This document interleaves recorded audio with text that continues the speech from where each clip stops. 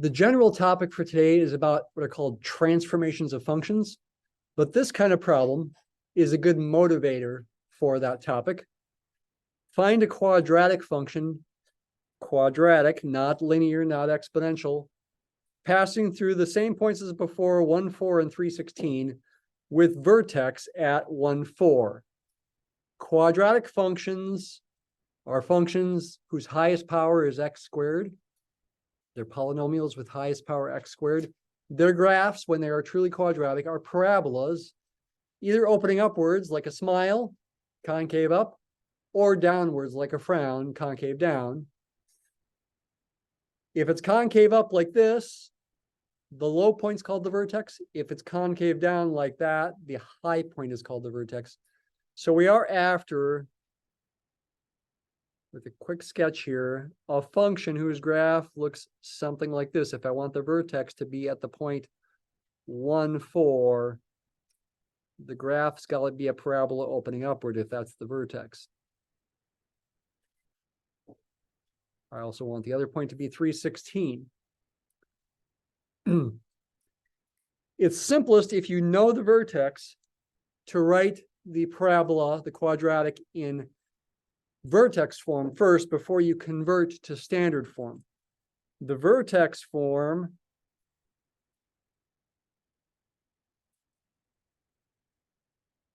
is often written as f of x equals a times, the common letters used here are x minus h quantity squared plus, k or something like that. Again, the letters you use don't really matter. It's the idea that's important. It's a constant times the variable minus some other constant squared plus yet another constant. If you know the vertex is 1, 4, that tells you right away h is 1 and k is 4. Why? Okay, so again, we want the graph to look like this. Let's go ahead and plug those numbers in there. Why does h have to be 1 and k have to be 4 if that's the vertex for this parabola that is concave up, opening upward? Think of it this way. A has got to be positive so that it opens upward, so that the coefficient of x squared is ultimately positive. If you plug in any number for x into this expression, because you're subtracting 1, then squaring, this quantity is never going to be negative. It's always going to be greater than or equal to 0. You square a real number, you get a number greater than or equal to 0. We're not talking about imaginary numbers here.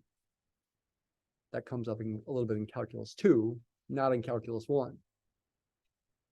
So this quantity right there is always greater than or equal to 0 for all real x, for all real numbers x. If a itself is positive, which it will be here, that means after I multiply by a, it will also be greater than or equal to 0 for all real x when a is positive. Now, if a were negative, then it would be less than or equal to 0 for all real x, because if you multiply a positive by a negative, you get a negative. Therefore, when you add 4 to everything, you get ultimately an output that is always greater than or equal to 4. The whole function itself, f of x, is greater than or equal to 4 in output for all real x. Again, in the case when a is positive.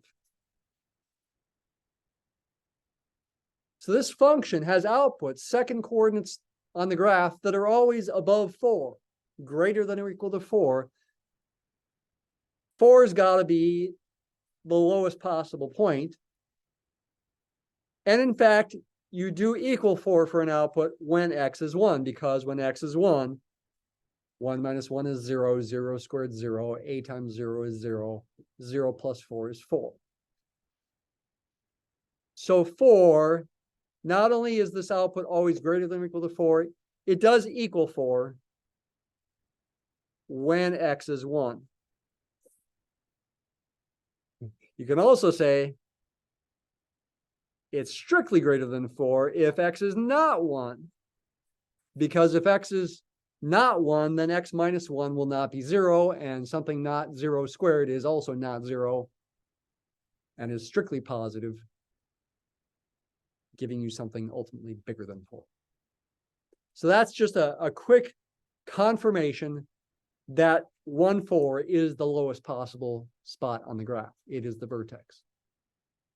This kind of reasoning, by the way, is something that I have sometimes put on exams, on the written portion of exams where you have to give brief explanations. So you should be able to reason this way, including in other similar situations. I didn't ask you to do that to solve the problem, but I wanted to do it to illustrate some ideas. To finish the problem, we need to solve for a. So we need to use the fact that the point 316 is on the graph as well to solve for a. We know that f of 3 is 16. When x is 3, y is 16. Again, with function notation, you say f of 3, meaning the output of the function when the input is 3 is ultimately 16. Using this formula right here, keeping the a unspecified, we got to solve for a, gives you this equation. 3 minus 1 is 2, 2 squared is 4. This means 4a plus 4 is 16. So subtract 4 from both sides. 4a is 12. Divide both sides by 4. A is 3. Notice I didn't bother writing a minus 4 here and a minus 4 there. I also didn't bother dividing both sides by 4 there. I did it in my head.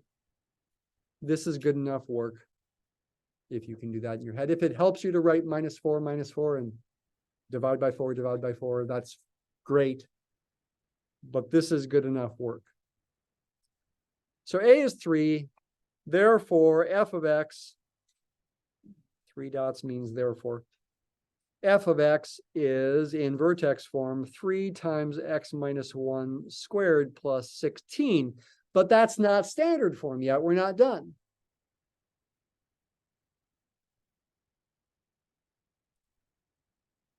If it helps you, write x minus 1 squared as x minus 1 times x minus 1. If you don't need to do that, you don't have to. Then with this thing here, you got to use FOIL.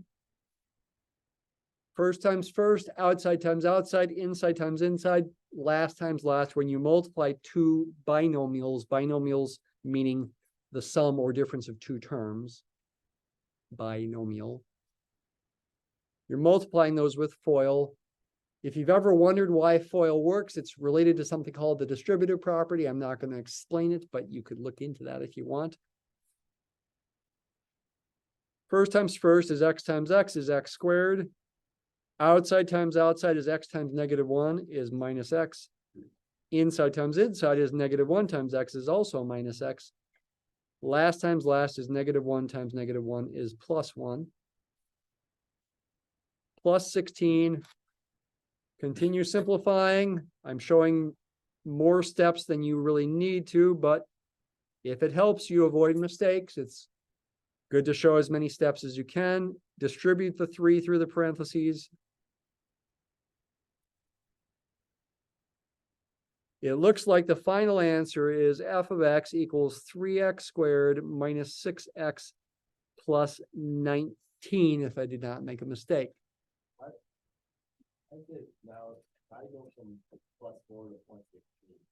Because I made a mistake.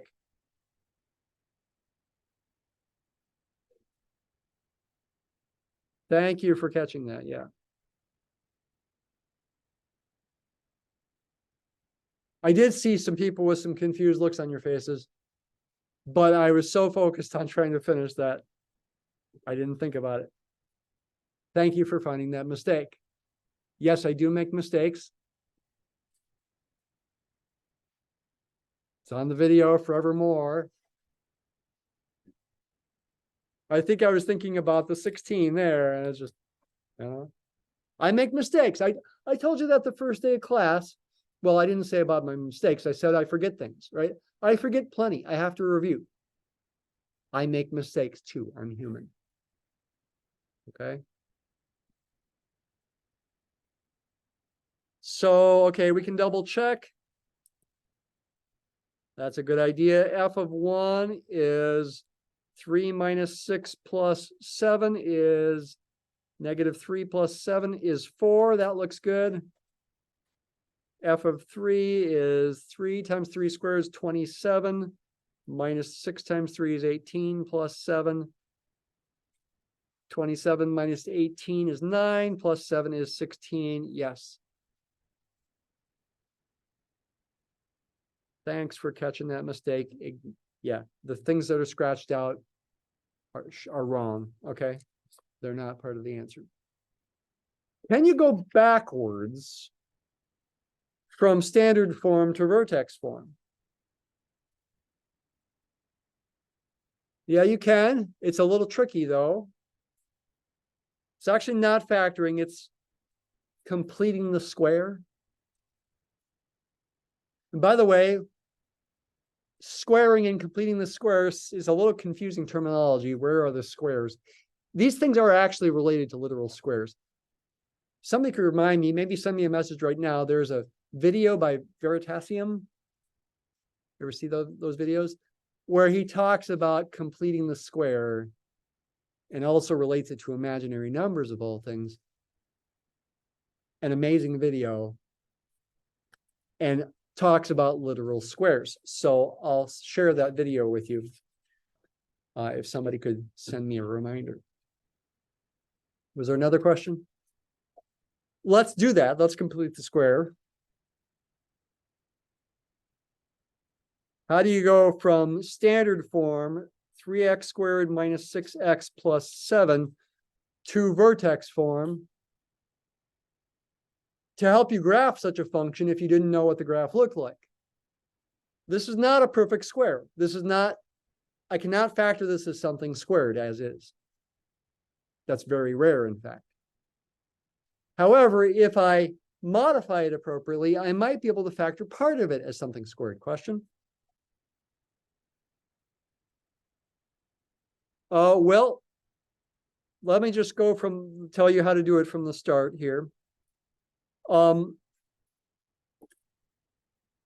you want to do in this kind of situation to convert it to vertex form is, as well, especially if the coefficient of x squared is not 1, you want to look at these first two terms and you want to factor out whatever the coefficient of x squared is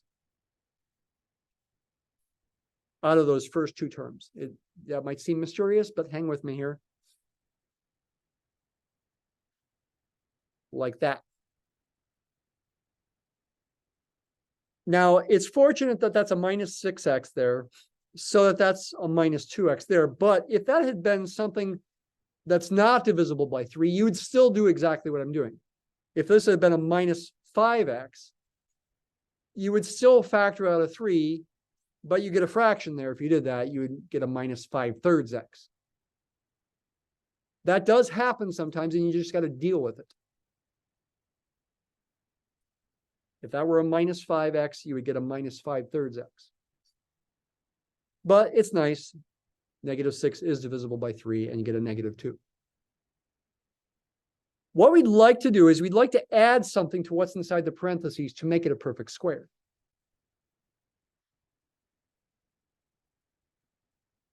I want to add something in there to make it a perfect square. What should I add? Through some experimentations, people eventually discovered that if you take this coefficient, the negative 2 in this case, divide it by 2 to get negative 1, and then square that to get positive 1, that's the thing that gets added. That just takes some experimentation to realize this is the process. Whatever's in front of the x gets divided by 2 and then squared, and that's what you add. I would encourage you, if that seems really mysterious to you, to spend a little time over the weekend seeing if you can figure out why that's the right process. If it had been, for example, as another example, a minus 10x there, minus 10 divided by 2 is minus 5. Minus 5 squared is 25. You would put a 25 there. Hang with me. I'm not done if you're wondering. I'm not stopping yet. What's that? Is that just another way to do negative 3 over 2a? It's related to that, yes. Okay. So again, whatever the coefficient is, divide it by 2, then square it, put the answer there.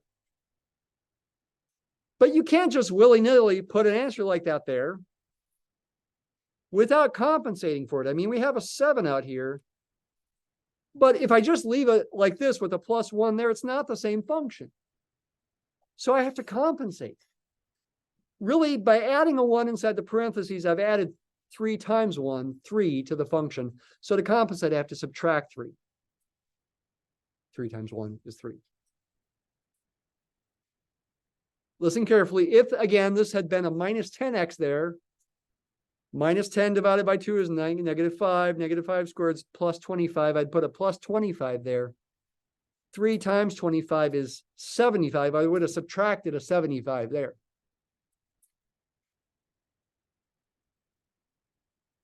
If you've done it right, what you got inside the parentheses here now will be a perfect square. You can factor that as x minus 1 quantity squared. Oh, that seems familiar. And then 7 minus 3 is 4. Done.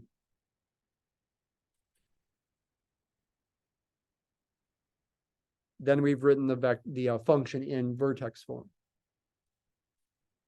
So you can go back the other way, and you should be able to go back the other way. If you need more examples, I think in the extra problem solving video, I do at least one. You can also look on Khan Academy. Another question? For finding this, is that what you're asking? Yeah, it's this process. Take the coefficient of x right there, negative 2 in this case, divide it by 2 and square it. Whatever that coefficient is, divide by 2 and square. And that's what goes there. And then to compensate, it's not subtract a 1, it's subtract this number times this number, whatever that is. Because you're squaring here, you'll always be adding a positive number. This is also related to graphical transformations. You ever remember learning about parent functions before? And then what do they call them? Children? Siblings? I don't remember all the terminology people use. F of x equals x squared is your simplest kind of quadratic function. You might call that the parent function.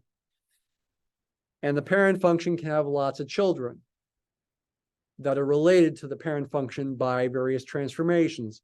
Horizontal translations, vertical translations, vertical stretches or compressions, that kind of thing.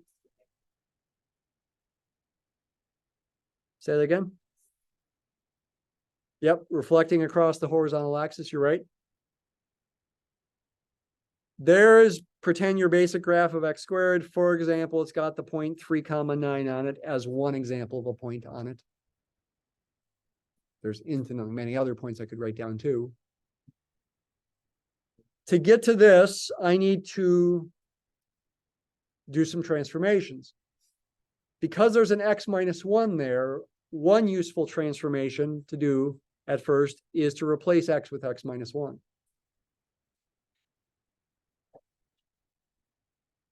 Like this. That's the function f of, not x, but f of x minus 1. Replace x with x minus 1. In this formula, everywhere you see an x, replace it with x minus 1. There's only one place you see an x, so you only replace it with x minus 1 in one spot. When you subtract a positive number like that, that's a rightward translation. The graph of this one gets translated 1 unit to the right and will, for example, therefore have the point 4, 9 on it. If you're unsure, you can always plug in a number here. Replace x with 4, 4 minus 1 is 3. F of 3 is 9. You could give this function a new name. You could call it g of x. It is a different function. You don't have to give it a new name, but you could. These are two different functions, but they're related functions. You could give it a new name, g of x. You could also just write it as f of, not x, but x minus 1. Probably best next to think about multiplying by 3. The next transformation, we're going to multiply by 3 to get 3 times f of x minus 1. 3 times x minus 1 quantity squared. That's called a vertical stretch. It's a stretch because 3 is bigger than 1 and also positive. When you multiply by a positive number bigger than 1, I mean, if it's bigger than 1, it's for sure positive. It's a vertical stretch because all the outputs are getting multiplied by a number bigger than 1. So it takes the previous graph that we've got here and stretches it vertically, which makes it skinnier looking. Could that also be achieved by a horizontal compression? Yeah, well, that's tricky. Simple horizontal compressions are toward the y-axis. This would be a horizontal compression toward not the y-axis, but the line where x is 1. So it would be tricky. So I don't want to do that. I'd rather think of it as a vertical stretch by a factor of 3. And for example, when x is 4, this y coordinate 9 would get multiplied by 3 and become 27. That's not on the same scale as this. These are different scales. Okay, I should really draw it up there further. Ignore that dot. It's way up here. Okay. Something like that. For the given point here, it's got to go 3 times further away from the y-axis or the x-axis. Same first coordinate 4, second coordinate 9 gets multiplied by 3. You could give this function another name if you wanted to, say h of x. Maybe I shouldn't have called this one f of x because it's not going to be the same as this f of x. That was a bad choice on my part. Final transformation to get the final function that I'll call I of x, but that's not the number I. It's a function called I that is going to equal the original function f here. Yeah, or j of x, whatever. I'm going to take 3f of x minus 1 and add 4 to it. That's a vertical translation upward because I'm adding 4 to all the outputs. And that's going to give me a function that is the same function we found for your CP today. And for example, goes through the points 1, 4, and 3, 16. And would also go through the point 4, 31 way up here.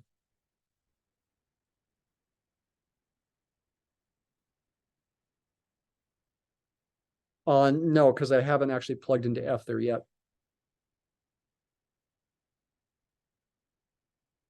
It does equal back. So those are some basic graphical transformations illustrated in the context of this quadratic example. In your homework, that's going to be due next Wednesday, that's not on Moodle yet, and I won't have time to put it on Moodle right after class. I'll get it there for sure by tomorrow morning. The homework due not Monday because that's Labor Day, but next Wednesday. There'll be problems from section 1.2 and 1.3 that include other kinds of functions with with graphical transformations. You should be able to think about these things graphically. But for the remaining time, I think it would be best to talk about another topic, inverse functions, because that's kind of a harder topic for most people. Okay, if you need more help on any of these topics, those extra problem solving videos that you'll find on Moodle would be a good resource when you're feeling stuck. I think Math Lab's not going to be open over Labor Day weekend. So It's not completely ideal, but that's the way it is this particular weekend. Question? Wednesday, yeah, the next homework. I don't have it up on Moodle yet. For our last 20 or so minutes here, I want to talk about inverse functions.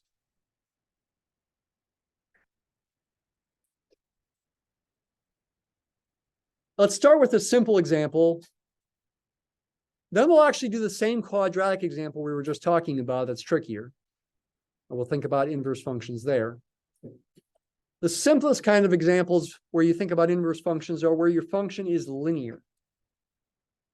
Oh, like y equals f of x equals, how about 2x plus 3?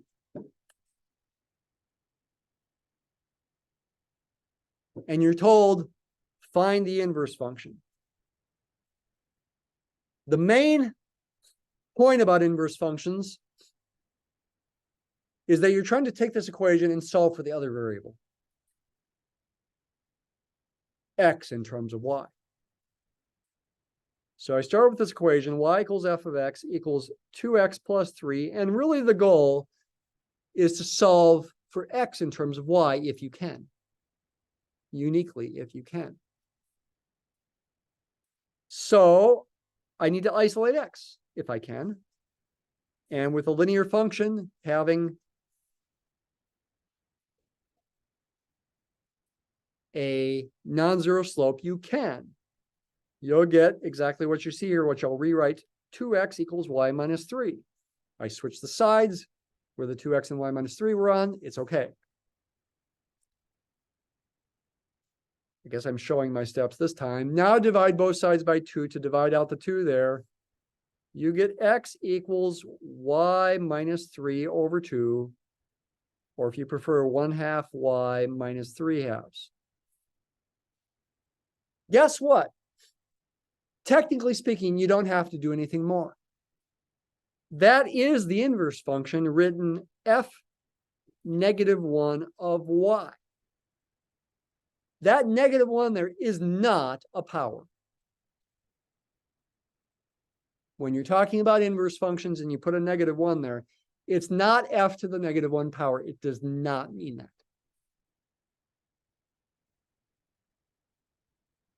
You might be saying, wait a minute, don't I need to swap the x and the y? The answer is no, you don't have to swap x and y. But wait a minute, my high school teacher told me to swap x and y. Yeah, because you can. And it's convenient often to swap x and y. But technically, as far as a formula goes, you don't have to. And in fact, the variables mean something. If x is a length and y is, I don't know, an amount of money, does that make sense? If x is a number of items sold and y is an amount of money, don't swap them because you'd be swapping the meaning. That would be crazy. Don't do it. I'm serious. If x and y mean something, don't swap them. So why do teachers say, okay, swap x and y here? Well, one excuse you can give is because we're just used to having x as the independent variable. It's just force of habit. Another pretty good reason, maybe a better reason, is because then if you graph f and f inverse, both as functions of x in the same picture, you get a nice reflection property. The original function has a slope of 2 and a y-intercept of 3. Let's say 3 is right there. I'm making this be a slope of 2. So for example, if this is 1 right there, this would be 5 right there. That's y equals f of x. If I draw the 45-degree line, y equals x in the same picture, and if I've carefully made the scales on my axes the same, which I was not super careful to do, the graph of the inverse function will be the reflection of this green graph across this red line. This is tricky. If you really want to do it carefully, it's probably best to turn your paper so that the red line looks vertical to help you do it better. And even then it feels tricky. Yeah, using graph paper is better. Something about like that. Okay, now turn it back the other way. That's the graph of y equals f inverse of x if you swap the variables. And this point, for example, at 1, 5 gets transformed to this point at 5, 1. The coordinates get swapped. This point at 0, 3 gets transformed to this point, not perfectly drawn, at 3, 0. The coordinates get swapped. That's pretty. It's nice for other kinds of situations, like if you know the graph of e to the x, this reflection property helps you draw the graph of its inverse, natural log of x. Maybe we'll even do that. I'll do it carefully, or somewhat carefully, in a few minutes. Now, it's pretty nice. And if the original graph passes the horizontal line test, no horizontal line goes through it more than once, as is true with this green graph. So it's 1 to 1. Its reflection will pass the vertical line test. So it'll be the graph of a function. It'll be an honest to goodness function. But again, if all you're after is a formula, then this is good enough. And again, if your variables mean something, if x and y, x is a number of items sold and y is an amount of money, profit, you would not want to swap them because you'd be swapping their meaning and that would be confusing. If you graph them both, then it would be best to do one of two things. Either graph them in two separate graphs with the axes swapped, maybe xy in the first graph and yx in the second graph. Swap the axes, or you can actually just make one graph. You could say the one graph is really the graph of both functions, both f of x and f inverse of x. But wait a minute, does that make any sense? It all depends on how you think about it. And I'm being serious here, completely serious. Usually we imagine the horizontal axis as being the independent variable. That's the perspective we usually take. And the y-axis as being, or the vertical axis as being the dependent. If you know the point on the x-axis, the point on the y-axis is determined. But you could change it around. You could say, okay, give me a point on the y-axis and figure out the corresponding point on the x-axis. And if you really want your independent variable to be horizontal, here's what you do. Hard to show both you guys and on the video here. Get a mirror, turn your head sideways, and look at the graph in the mirror with your head sideways, and the y-axis will look horizontal and to the right. The positive y-axis will look horizontal and to the right if you do it correctly. I am completely serious in these kinds of things, and they are good things to think about. I know they are confusing, but they are good things to think about and be flexible about. And if you need to take calculus 2 or multivariable calculus, it is good to get in the habit of realizing sometimes you want to think of the y-axis, the vertical axis, as the independent variable. That is helpful for solving problems sometimes. With our quadratic example,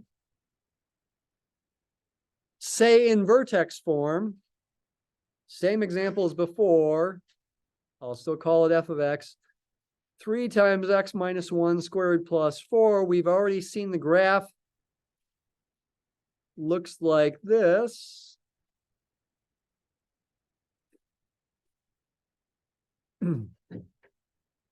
Not a perfectly drawn graph.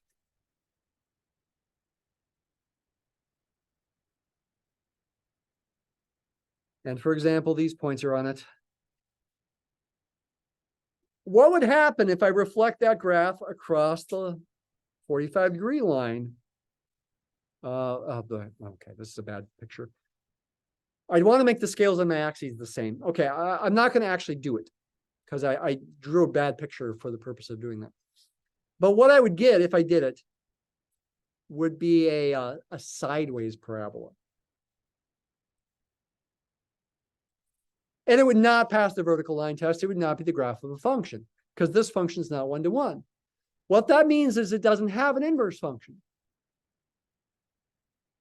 But is it still worth talking about with inverse functions? Yes.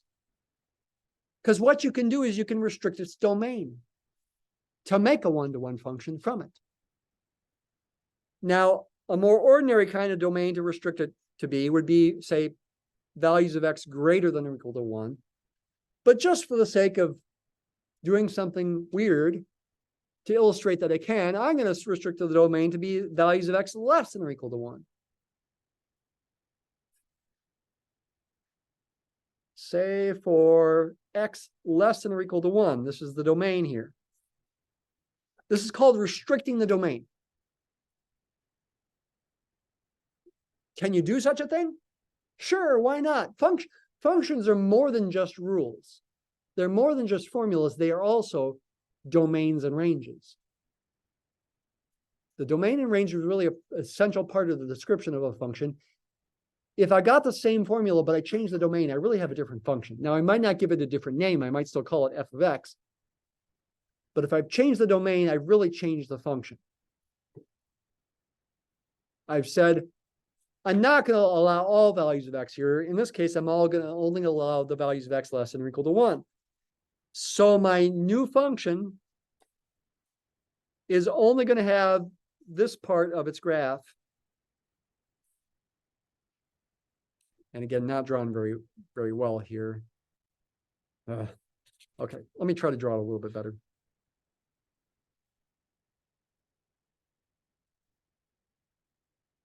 That's a little bit better. This is the point 1, 4 still. I wanted to draw a little bit better because this is the point where the y-intercept is 0, 7. When x is 0, you do get 7 for the output. And just that piece of the full parabola is one-to-one because I'm ignoring the rest of the parabola. There are horizontal lines that go through this more than once, but there's no horizontal line that goes through that more than once. That is a one-to-one function with this restricted domain. It will have an inverse, and its inverse will be the reflection across this 45-degree line graphically if I swap the variables in the end. What will the graph look like? Something about like that. So if this is y equals f of x, this will be y equals f of inverse of x if I swap the variables. This point will be 4, 1. This intercept will be 7. The point itself will be 7, 0. What's the formula for f inverse? I need to take this equation and solve for x. Should I expand it and use the quadratic formula? You could, but actually the quadratic formula itself is derived from completing the squares, so it's actually quicker to use this formula as is. Subtract 4 from both sides. Divide both sides by 3, and I'll also put the x minus 1 squared on the left instead. Then take the square root of both sides and then add 1.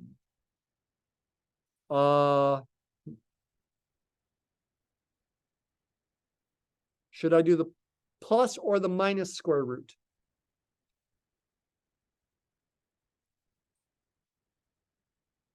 Square root of this thing. Should I take the plus or the minus square root? I need to pick one of them because I want the inverse function to be a function. I don't want a plus or minus sign. Yeah, minus the square root because I want x to be ultimately less than or equal to 1. Oh, I thought you said less square root. In this case, because I want x to be less than or equal 1, because that's my restricted domain, I want to choose the minus square root.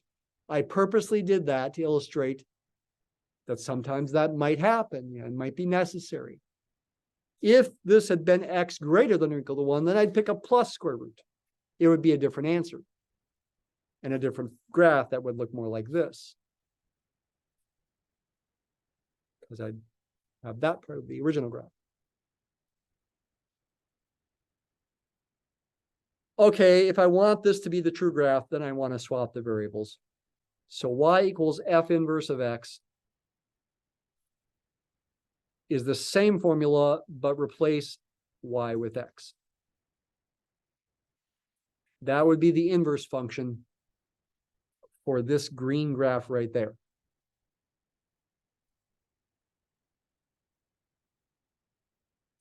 These are challenging concepts here. This is the most challenging thing we've done so far, I think.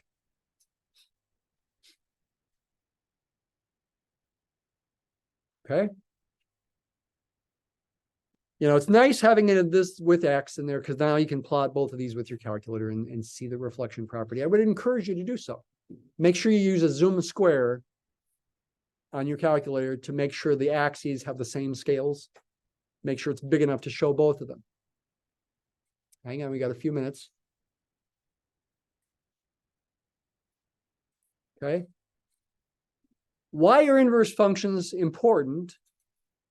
To end class today, let's talk about a prime example of their importance, not related to prime numbers. For example, if your original function is e to the x,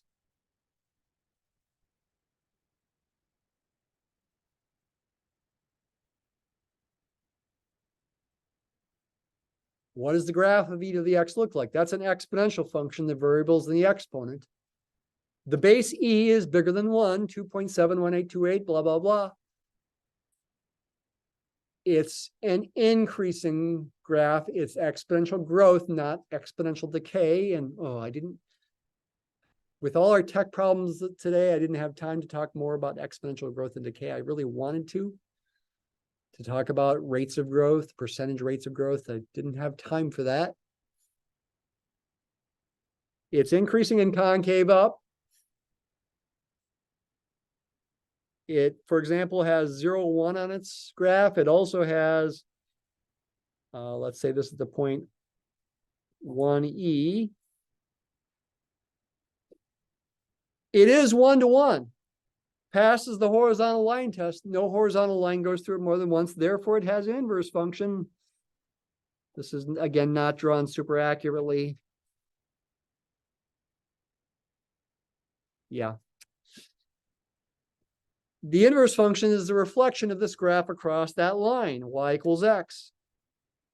So what does the graph of the inverse function look like? It looks about like this. Those coordinates get swapped. This is the point 1, 0. These coordinates get swapped. This is the point E1.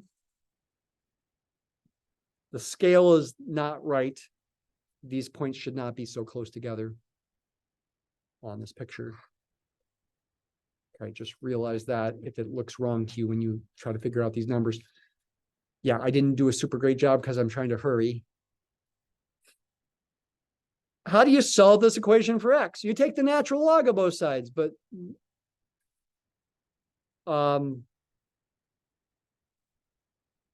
wait a minute, isn't that kind of cheating? Then swap the x and the y around. I mean, are we using something that we're trying to define? Yeah, kind of we are. This graph, this inverse graph, definitely exists.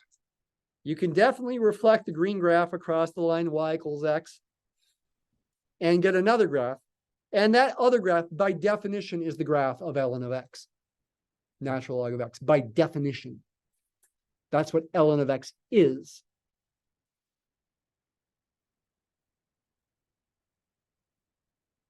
And ln of x and other kinds of logarithms are super, super important. Logarithms, they help you solve exponential equations. Historically, they had even more importance for helping people do arithmetic. Not like 2 + 3 or 2 × 3, but like square root of 17.293 times the cube root of 58.4. When people didn't have calculators, they used logarithms and big books of tables to help them do those calculations when they had to, because that was part of their job, for example, as an engineer. And there are plenty of other uses of logarithms that are still good to know about in spite of our technology. Okay. Logarithms are the main topic for next Wednesday. And hopefully our technology will work better so we won't be so delayed.